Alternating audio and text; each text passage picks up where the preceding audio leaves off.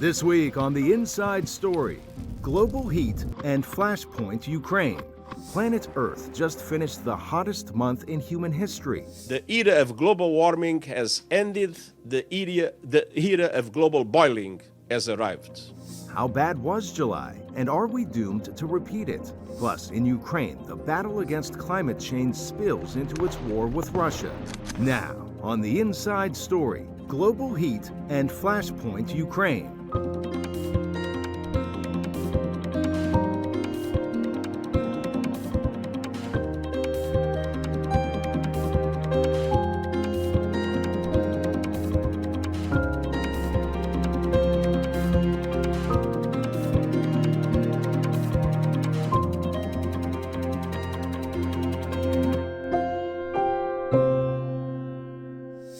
Welcome to The Inside Story. I'm Elizabeth Lee, VOA correspondent, and today I'm reporting outside of our studio in Washington, D.C. Extreme weather conditions have left millions of Americans and communities devastated, with heat advisories and flood warnings affecting nearly 200 million people across the United States. But it's not just the U.S.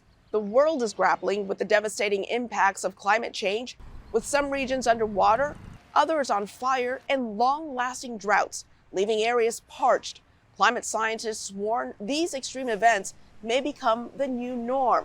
As we address climate change in Ukraine, the ongoing war with Russia adds another layer of challenge as heavy rains delay their spring offensive and disruptions in fuel supplies hinder relief efforts in the heat. Stay tuned for these and more. Climate scientists warn these extreme conditions could be the new normal. VOA's Arash Arabasadi starts us off with this story. If you were alive on planet Earth during the month of July, congratulations. You witnessed the hottest month ever recorded in human history, perhaps the hottest in 120,000 years. Few places seemed safe from our rapidly changing climate.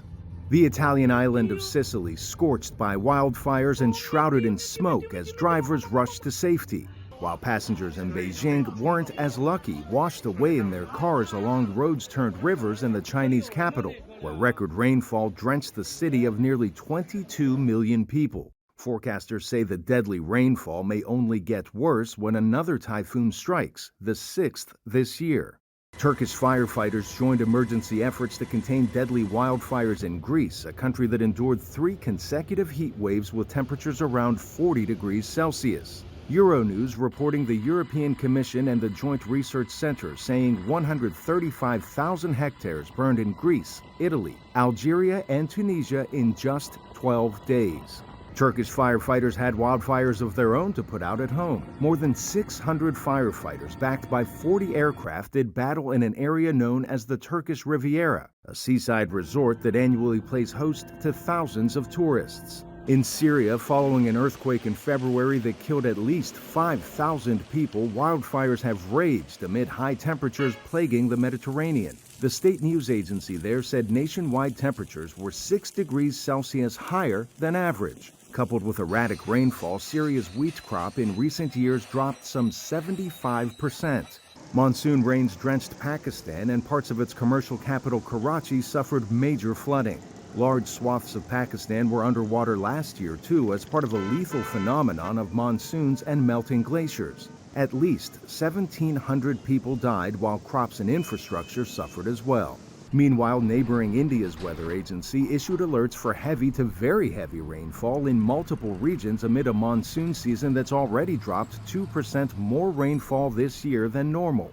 More than 100 people have died in the rains, with around 1,600 hectares of land sunk in floodplains. Scientists say monsoons, accompanying landslides, and flash floods are becoming more extreme and erratic because of climate change.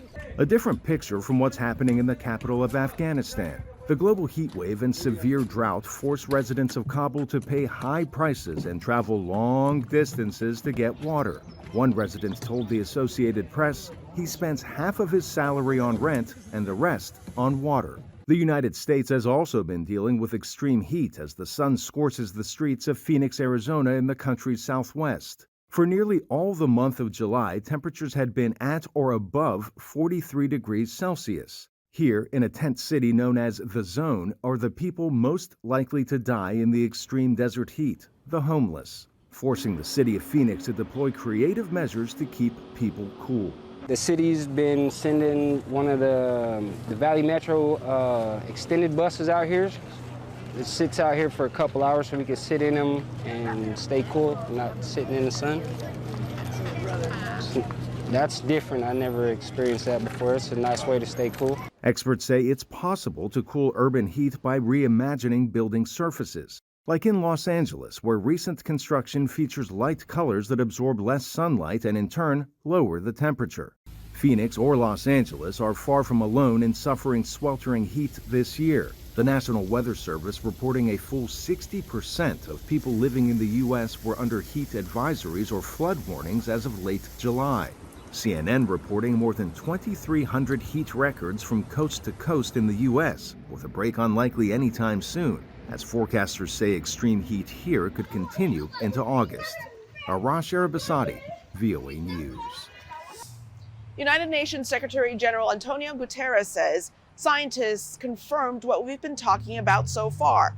July was the hottest month in recorded history. Guterres says we've blazed into a new era. Here he is in his own words.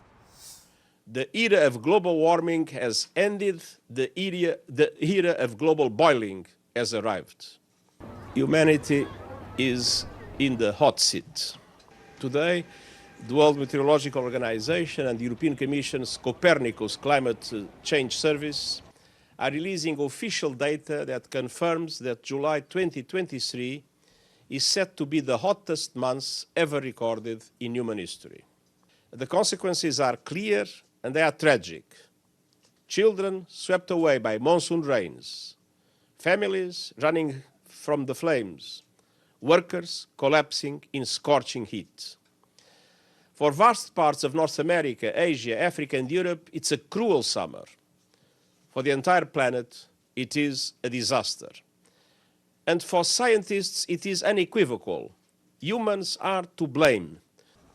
The air is unbreathable, the heat is unbearable, and the level of fossil fuel profits and climate inaction is unacceptable. We have seen some progress, a robust rollout of renewables, some positive steps from sectors such as shipping, but none of this is going far enough or fast enough. All countries must respond and protect their people from the searing heat, fatal floods, storms, droughts, and raging fires that result. Those countries on the front lines who have done the least to cause the crisis and have the least resources to deal with it must have the support they need to do so. The evidence is everywhere. Humanity has unleashed destruction. This must not inspire despair, but action.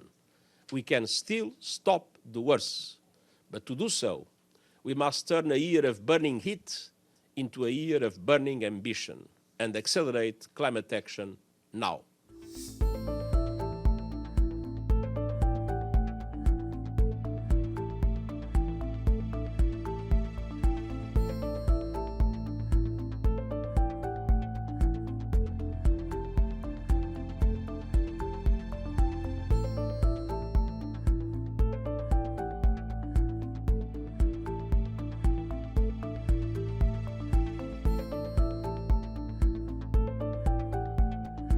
Near record, likely tying a record today. Yeah, again tomorrow. We started at 82 this morning. That is a new record for the warmest low temperature. All the way through the evening hours, your air conditioning is going to be running in that high category. Record-breaking heat in Texas is driving record-breaking energy demand as Texans crank up the air conditioning to stay cool. But in the top oil and gas producing state in the United States, it's solar power that's beating the heat. That's good news for climate change. The state is meeting its growing demand for electricity without burning more fossil fuels, which would make things worse. Every summer day in Texas, temperatures and electricity demand rise with the sun. At 6 p.m. on July 18th, with temperatures topping 38 degrees Celsius across the state, demand hit a new record. Power plants fueled by natural gas had been ramping up all day to keep air conditioners running. By 6 p.m., they generated about half of the state's power. But solar had been coming on strong too, as the sun rose and the heat climbed. It reached 13% of the power supply when the state needed it the most. That may not sound like much, but it's a huge jump from just 4 years ago. On the hottest day of 2019, solar was just 2% of the Texas power supply. Solar's growth has been explosive in the state. Generating capacity is nearly 10 times what it was just 5 years ago, and it's set to more than double in just the next 2 years. That's on top of the state's nation-leading supply of renewable wind power. Wind energy is second only to natural gas in electricity generation in Texas. Solar still ranks behind coal and nuclear in the state's power mix, but it's growing while coal is shrinking and nuclear is flat. Even natural gas is flat in the state that produces the most of it. Electricity demand is growing in Texas. It's not just because temperatures are rising, the population is growing too. Since fossil fuel generation is basically flat, it's renewables that are covering that growth. That's pretty remarkable in a state that got rich from oil and gas. Heavy rains reportedly caused a delay in Ukraine's spring offensive. While the country has been spared from extreme heat, unlike other parts of the world, the ongoing war with Russia has created additional difficulties. Fuel supplies, critical for providing relief, have been disrupted. Additionally, the war is now posing a threat to the global food supply chain. Our Eastern Europe Bureau Chief Miroslava Gongadze has more on this alarming situation. Lukasz Pergol, a farmer in Zjaldowo, Poland, has begun harvesting 100 acres of wheat and other crops. He is keeping business afloat, especially since the European Union in April allowed Poland and 4 of its neighbors to ban domestic sales of Ukrainian wheat, maize, rapeseed, and sunflower seeds to protect their own farmers, who were hard hit by the wartime flood of Ukrainian shipments. Agricultural ministers from the 5 EU states are pushing the European Commission to extend the ban past its September 15 deadline, but will still allow Ukrainian shipments to pass through their countries to other parts of the world. Pergol sees a good reason for the ban. If grain from Ukraine only transited through us, it would not be a problem. But many intermediary purchasing entities took advantage of the war turmoil and the passivity of the Polish government, bought this grain, and used it in our feed factories. Rising fertilizer and fuel costs have negatively affected Polish farmers, making it difficult for them to compete with Ukraine's agricultural powerhouse. And Russia's bombing of Ukrainian ports, as well as potential Black Sea blockade, are restricting Ukraine's export, creating a problem for farmers inside and outside Ukraine, and threatening the global food supply chain. Roman Slaston, Director General of the Ukrainian Agrarian Business Association, Agribusiness Club in Kyiv, says finding alternative routes via Poland and other countries is key to getting the grain out. Prior to ban, Ukraine could ship more than 1 million tons of grain each month, but the ban in April changed that. Transit, actually, over the last few months after the decision and ban, didn't recover to the volumes which we had until April. At least twice, and in some days we can say even triple the downsize of the transit. He says some Polish transit routes used before the ban are now close to Ukrainian crops, and the capacity of the ports is limited. Marcin Nowacki, Vice President of the Polish Union of Entrepreneurs and Employers, points out the need for new procedures, business models for transit, and enhanced infrastructure to prevent the diversion of Ukrainian grain into domestic markets. We need a grain storage somewhere next to Gdańsk harbor. This is something needed right now. If we want to make it easier, if we want to really enhance the capacity of transit, the dedicated grain facility for storage is needed. Slaston says Ukraine exported more than 68 million tons of grain in the past year, an amount sufficient to feed 400 million people worldwide annually.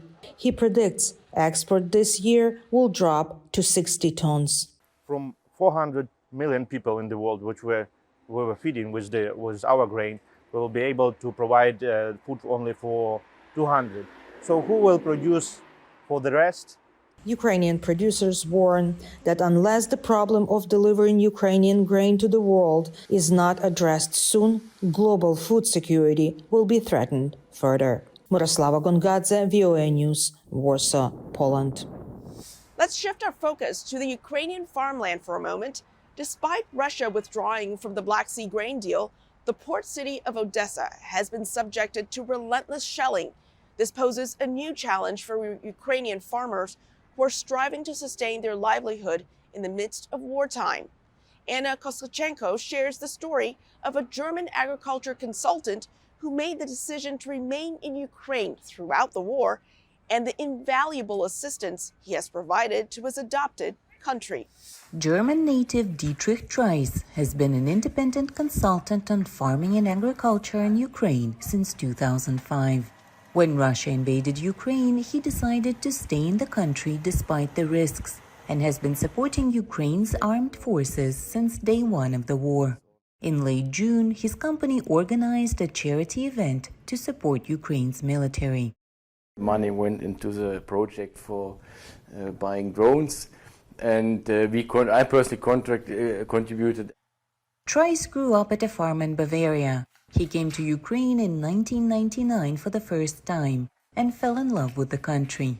In 2017, he started working with a German-Ukrainian agricultural project of the Federal Ministry of Food, Agriculture and Consumer Protection. He has been used to transporting his grain to the world via the Black Sea. But Russian shelling is making it difficult, and transporting grain over land is more expensive.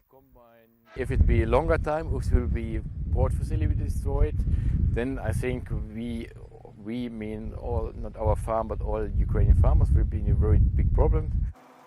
Trice calculates that his company could lose about $1 million solely because of the switch to land transportation.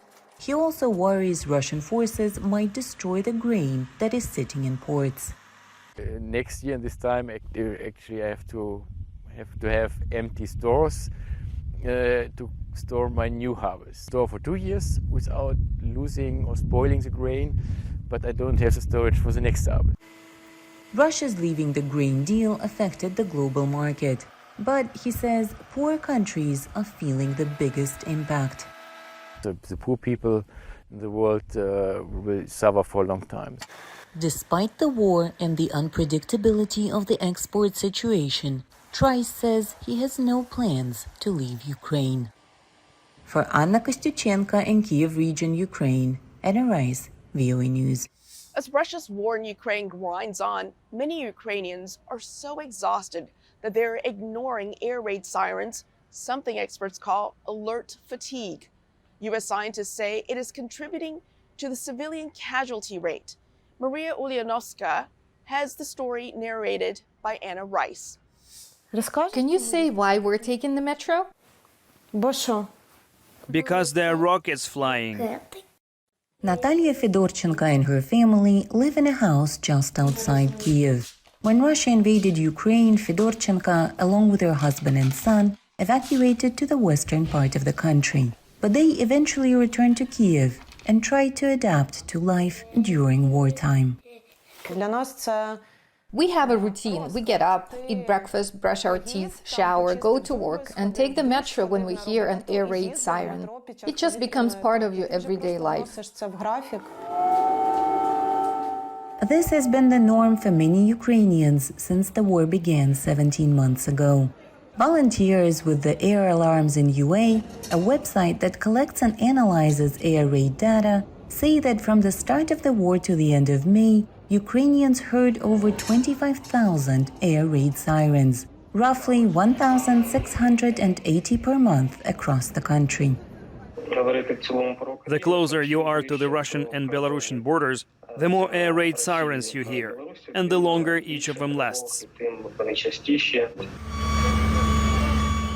Experts have researched the effectiveness of this alarm system. Having analyzed anonymous data from Ukraine cell phones, they could track how locals respond to air raid sirens. Over time, what we found was that people were going less to the shelters. They were kind of getting used to a daily reality of being bombed and being attacked, which potentially resulted in 10 to 15% increase in civilian casualties. The so-called alert fatigue started affecting Ukrainians about 3 to 4 months after the start of the war, say researchers. More people like Natalia Fedorchenko started staying at home, choosing a relatively safe position between two walls instead of going to the shelter. We decided that during missile attacks we take the metro. When the Shaheds are flying, we just rely on our air defense forces and hope that if some wreckage hits the house, the walls will protect us. So we take our son here, lie down and wait for the explosions to stop. The charity United Help Ukraine has purchased toys, games and school supplies for children forced to hide in shelters. Washington-based employees of the consulting firm Deloitte volunteered to pack the gifts for delivery to Ukraine. For Tatiana Gagan and many others here, the war is personal. I have a 15-month-old kid, and I think about Ukrainian children a lot. We can do a little, but we'll know, even sitting at a shelter, they'll be able to get distracted. According to data from the Office of the United Nations High Commissioner for Human Rights, at least 7,000 civilians in Ukraine have been killed since the beginning of the war.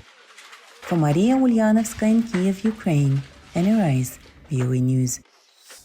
Amidst the intense conflict between Russian and Ukrainian military forces, there are some brave individuals in Ukraine's urban areas who have made the decision to stay in these battle zones in order to rescue their beloved pets. VOA's Anna Kosachenko brings us more on a group of volunteers from Kharkiv who are at the forefront of these challenging evacuation efforts. However, we do want to caution our viewers that the video footage contains scenes of injured animals which may be distressing to some. These 4 puppies were saved from the town of Chasiv Yar in eastern Ukraine, located some 12 kilometers from recent fighting. Ruslan Horbal is one of the volunteers who is helping evacuate pets from the conflict zone. When the war started, it became clear that I can be most useful here, helping evacuate pets from the combat zone. This part of the Donbas region isn't occupied by Russian forces at this point. Volunteers, including Yarina Vintonyuk, are going to about 20 houses a day to rescue pets. People are giving their pets away to get a better chance to evacuate themselves. But some are staying in the heavily shelled areas just because they don't want to leave their pets behind. Injured animals are being taken to a vet clinic opened in Kharkiv in the fall of 2022. It's safe because it's in the basement, it's well protected.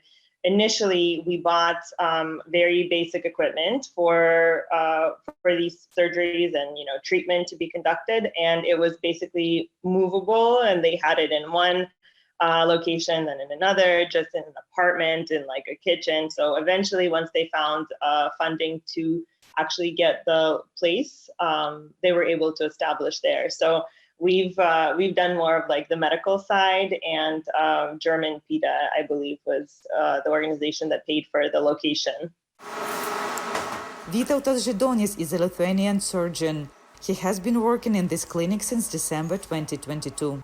He intentionally moved to Ukraine after Russia invaded to help in the best way he could. Best motivations, it was Russians.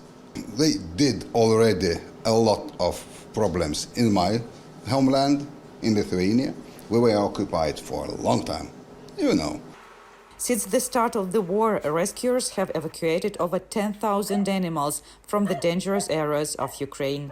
Anna Kostychenko for VOA News, Kharkiv and Donetsk regions, Ukraine. Thanks for watching. Stay up to date with all the news at voanews.com. Follow us on Instagram and Facebook at VOA News. Follow me on Twitter at ELeeTV1.